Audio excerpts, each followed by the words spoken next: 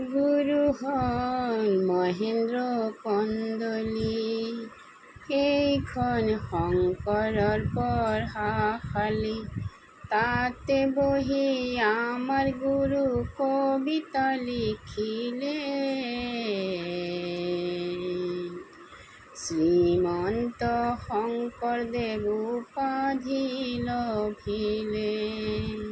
গুৰু হ'ল মহেন্দ্ৰ কন্দলী, সেইখন শংকৰৰ পঢ়াশালী। তাতে বহি আমাৰ গুৰু কবিতা লিখিলে, শ্ৰীমন্ত শংকৰদেৱ উপাধি লভিলে।